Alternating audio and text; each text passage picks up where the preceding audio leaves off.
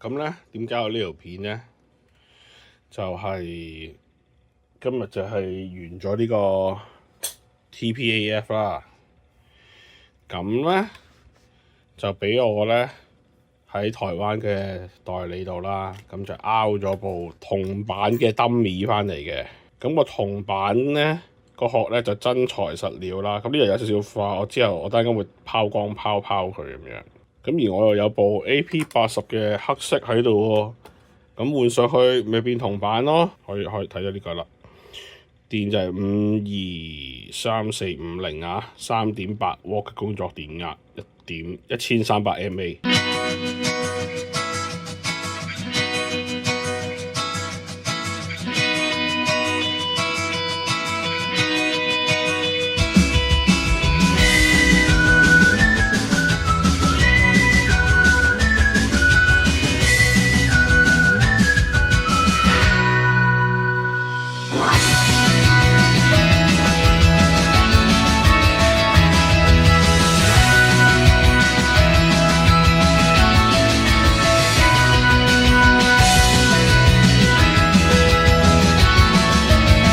好，咁經過10分鐘嘅努力，就將個主板拆咗出嚟啦。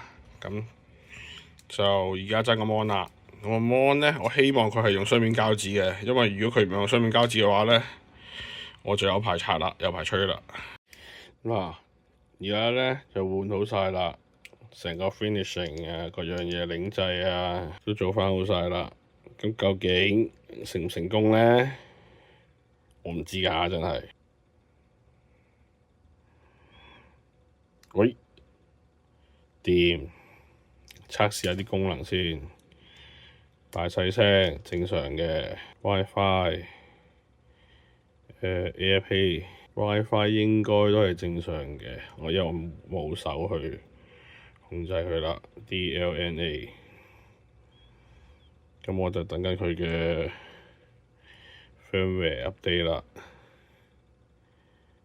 耶！好，咁最後咧就，因為呢個係膠嚟嘅，冇辦法啦，咁啊重新再打磨翻靚啦。